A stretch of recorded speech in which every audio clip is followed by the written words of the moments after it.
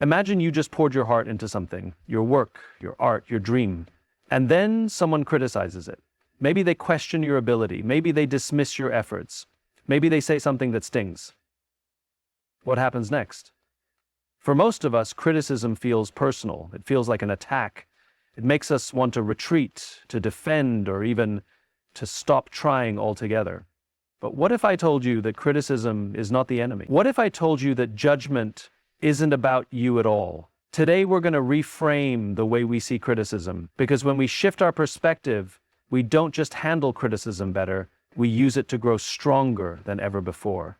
Criticism is one of the most uncomfortable experiences we face. It stings, it lingers in our minds long after the words are spoken.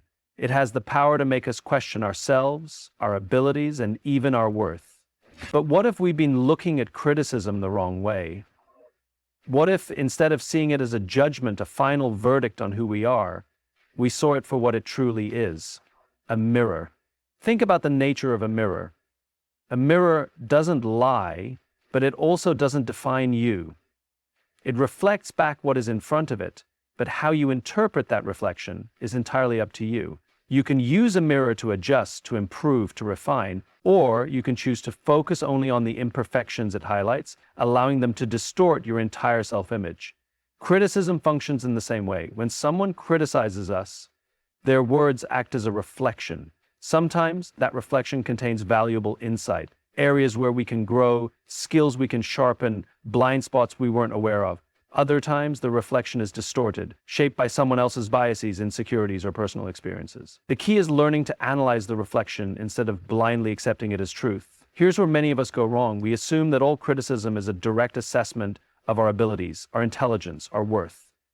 We hear a negative comment about our work, and suddenly we think we're not good enough.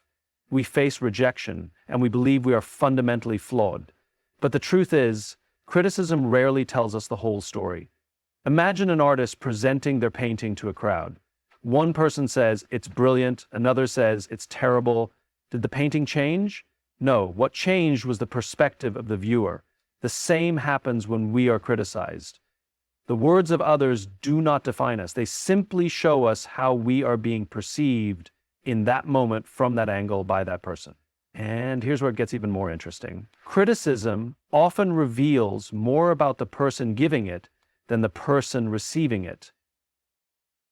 Think about it. People criticize based on their own experiences, their own standards, their own expectations. If someone was taught that failure is unacceptable, they might criticize anyone who takes risks. If someone feels insecure about their own skills, they may try to bring others down to feel better about themselves. The way people judge us is often a reflection of their own internal world. This doesn't mean we should ignore all criticism. Far from it. The ability to accept feedback and grow from it is one of the most valuable skills we can develop. But it does mean we should become more discerning about what kind of criticism we let define us. Before internalizing criticism, ask yourself, who is this coming from? Is this a person whose opinion I respect? Do they have experience in this area? Do they have my best interests at heart? What is the intention behind their words? Are they offering constructive feedback, or are they simply projecting their frustrations? Is there truth in this, or is it based on personal preference? Not all negative feedback means you did something wrong. It might just mean it wasn't for that particular person. When we start seeing criticism as a mirror rather than a verdict, something powerful happens. We stop taking it so personally. Instead of feeling defeated by it, we can evaluate it objectively. We can decide what to keep and what to discard. We can use it as a tool for growth instead of a weapon against our self-worth. And the most important part, we regain control. Because the truth is, no one has the power to define us unless we give them that power. We've all been there. Someone offers feedback on something we've created, something we've worked hard on, and instead of feeling helped, we feel attacked.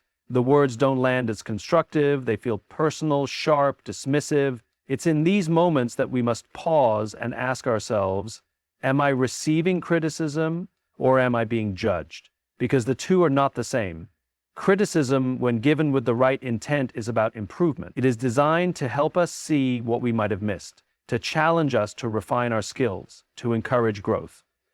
Judgment, on the other hand, is about labeling. It is not focused on helping, it is about defining someone as good or bad, worthy or unworthy.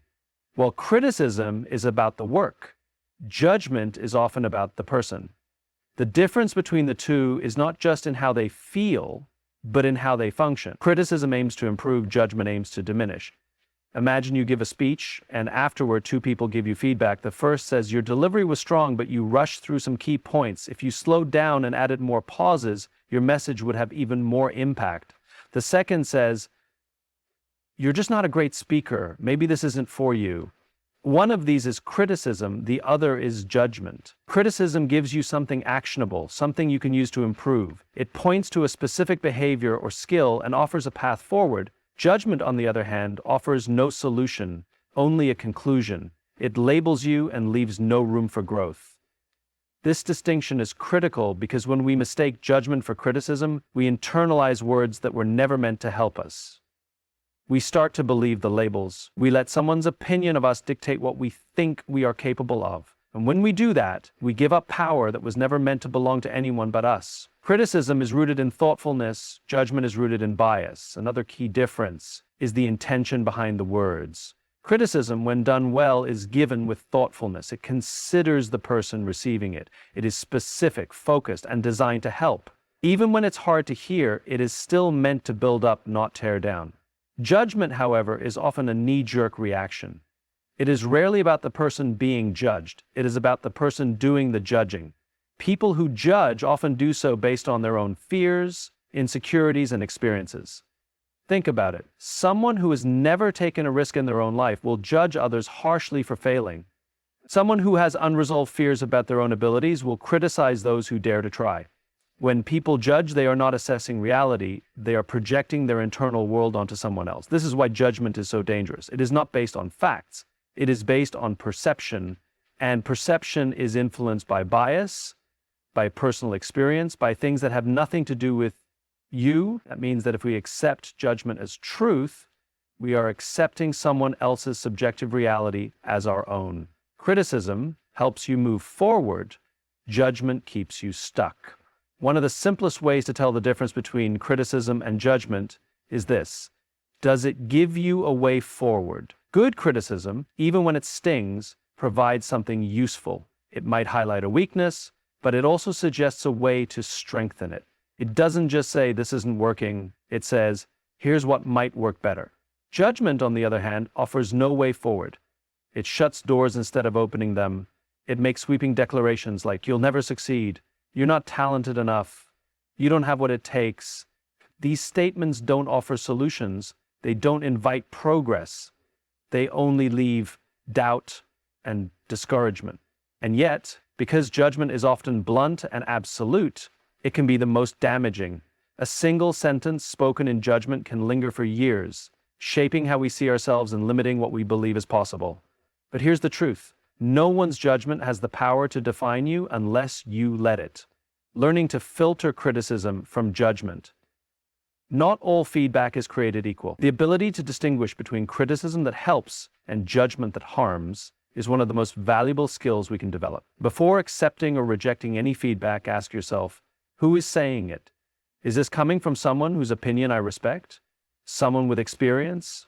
Someone who wants to see me improve? What is their intention? Are they offering feedback to help me grow? Or are they simply making a negative statement without context? Is this actionable? Can I take something from this and apply it to improve, or is it just a dismissive remark? When we learn to separate criticism from judgment, we take control of how we grow. We stop fearing feedback because we understand that useful criticism is a gift and harmful judgment is just noise. And when we let go of the fear of judgment, we free ourselves to create, to try, to fail, to improve. Not because we need to prove anything to anyone, but because growth is the real goal. Criticism is one of the most misunderstood forces in our lives. It has the power to shape us or to break us, to make us better or to make us quit. And yet, for most people, criticism feels like an attack, something to avoid, something to fear. But what if we change the way we saw it? What if instead of viewing criticism as a threat, we saw it as a tool? One of the most valuable tools we could ever use. Think about any great achievement in history, every innovation, every masterpiece, every breakthrough. Behind each one was someone who faced criticism, someone who heard, "That won't work, you're not good enough," or "This is a bad idea." But instead of shrinking from it, they used it, they took the parts that made them better, discarded the parts that didn't, and kept going. The problem isn't that we receive criticism, it's how we interpret it, why we fear criticism. For most of us, criticism doesn't just feel like feedback, it feels like rejection. From an early age, we associate being criticized with being wrong, with being inadequate, with not being enough. When a teacher corrected us, when a parent pointed out a mistake, when a peer laughed at something we did, all of these experiences shaped our relationship with criticism. We learned that criticism meant we failed, that it meant we weren't good enough, that it meant we should stop trying. And because of that, many of us do everything in our power to avoid criticism. We play it safe, we don't take risks, we keep our ideas to ourselves, not because we lack potential, but because we fear what others will say. And here's the truth: the only way to never be criticized is to do nothing. And if we do nothing, we gain nothing. The shift, criticism as a tool for growth, the moment we stop seeing criticism as an attack and start seeing it as an opportunity, everything changes. Because the reality is, criticism is one of the most powerful tools for self-improvement, if we learn how to use it. Criticism is like a compass. It points out areas we might need to refine. It highlights weaknesses we might not have seen. It challenges us to rethink, to rework, to get better. It's not there to break us, it's there to sharpen us. But in order to use criticism as a tool, we have to learn how to filter it. Not all criticism is helpful. Some of it comes from people who don't understand what we're trying to achieve. Some of it is rooted in someone else's fears, biases, or jealousy. But if we throw all criticism away, we risk missing the pieces that could make us better. How to reframe criticism as a tool: separate yourself from the criticism. Most people take criticism personally. They hear, "This needs improvement," and they translate it as, "I'm not good enough."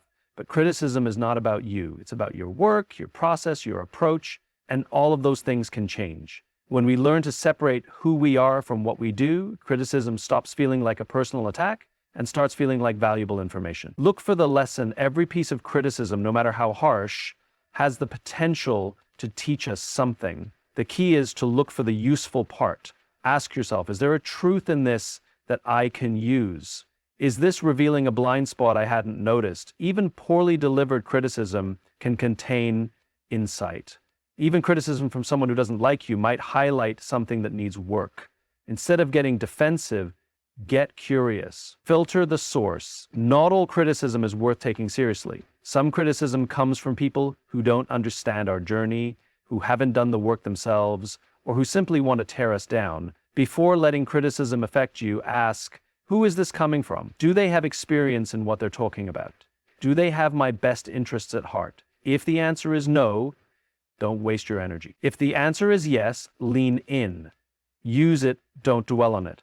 The biggest mistake people make with criticism is either ignoring it entirely or obsessing over it. The right approach is in the middle. Use what's useful, discard what's not, and keep moving forward.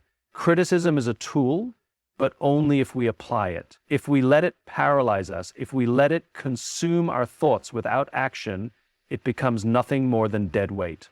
Why the most successful people embrace criticism. If you look at the most successful people, whether in business, sports, the arts, or any field, they all have one thing in common. They seek out criticism. They invite it. They want to know what they're missing. They surround themselves with people who will challenge them, who will push them to improve, because they understand something most people don't.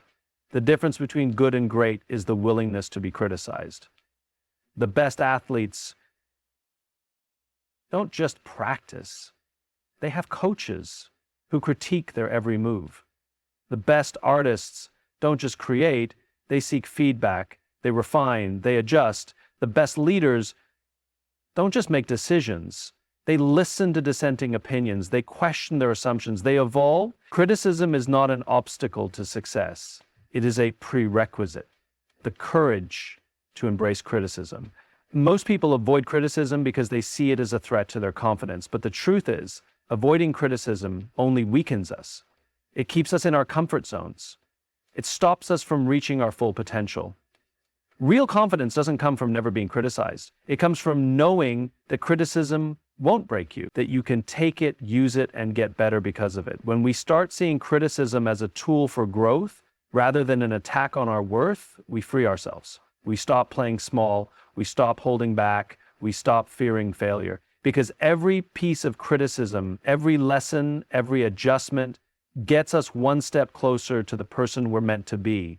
When we hear criticism, our first instinct is usually to defend ourselves. It's natural. No one enjoys being told they need to improve, that something they did wasn't good enough or that they made a mistake. So we react, we explain, we justify. We try to prove that the criticism is wrong, that we are right. But in doing so, we often miss the most valuable part of the experience, the opportunity to grow. There is a profound difference between reacting to criticism and responding to it with growth in mind. One keeps us stuck, the other moves us forward. One is about ego, the other is about improvement. And the key difference between those two responses is perspective. Most people see criticism as a threat, something to protect themselves against. But the most successful, most resilient, most growth-oriented people see it as a tool, a resource, a chance to get better. And that shift in perspective makes all the difference. Why our default is defense. From an early age, we are wired to protect ourselves from discomfort. It's a survival instinct. If something makes us feel vulnerable, if something challenges our self-image, we push back against it. We tell ourselves it's unfair, that the other person is wrong, that they just don't understand. And sometimes that's true. Not all criticism is valid, not all feedback is helpful. But when we default to defense mode, we don't stop to figure that out. Instead of analyzing the feedback and asking if there's something useful in it, we reject it outright. The problem is, growth only happens when we are willing to be uncomfortable. If we never acknowledge areas where we can improve, we never actually improve. If we shut out feedback, we miss the insights that could make us better. So the real challenge isn't avoiding criticism, it's learning to handle it differently. The power of reframing. What if instead of seeing criticism as something to fight against, we saw it as something to learn from? What if instead of defending our ego, we prioritized our growth? Reframing criticism doesn't mean accepting everything as truth.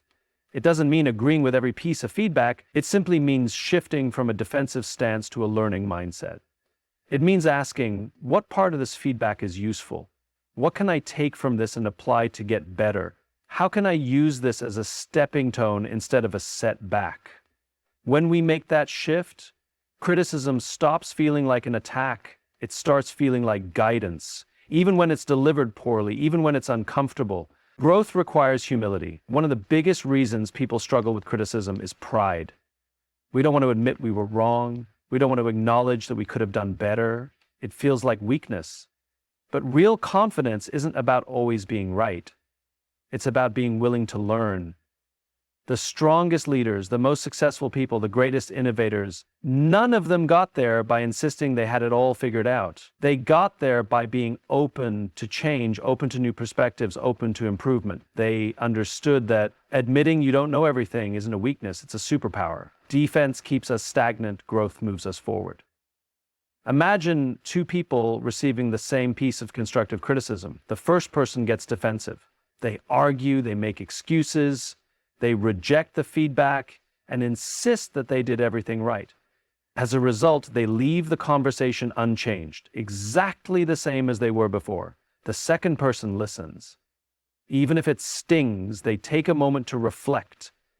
They ask themselves if there's something valuable in what was said. They make adjustments, they improve, and next time they do better.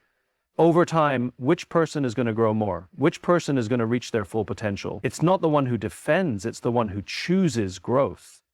Embracing a growth mindset, this shift from defense mode to growth mode is what separates those who remain stuck from those who thrive. A person with a fixed mindset sees criticism as a personal attack. They believe their skills, their intelligence, and their abilities are set in stone. So any critique feels like a threat to their identity. A person with a growth mindset sees criticism as an opportunity. They understand that skills can be developed, intelligence can expand, and abilities can improve. They don't fear feedback, they seek it out because they know it's the fastest way to become better. And here's the most important part. We get to choose which mindset we adopt. The courage to change perspectives, choosing growth over defense, isn't easy. It takes self-awareness, it takes discipline, it takes courage, but it is one of the most powerful shifts we can make. Because when we stop fearing criticism, we stop holding ourselves back, we stop avoiding challenges, we stop playing it safe just to protect our ego. Instead, we lean in, we learn, we improve, and with every lesson, every adjustment, every moment of growth, we move closer to our full potential. The way we perceive criticism and judgment has a profound impact on our growth, confidence, and success. If we see criticism as a threat, we will avoid it, resist it, and allow it to hold us back. But if we learn to reframe it as a tool for growth, we unlock the power to improve, evolve, and reach new heights. Criticism is not a verdict on our worth. It is data we can use. The key is in filtering the feedback we receive, separating constructive criticism from harmful judgment, identifying useful insights, and discarding what does not serve us. When we make this shift, we no longer feel attacked by criticism. We feel empowered by it. The most successful individuals in the world aren't those who avoid criticism. They are the ones who seek it out, embrace it, and use it to get better. They choose growth over defense, learning over ego, and progress over perfection.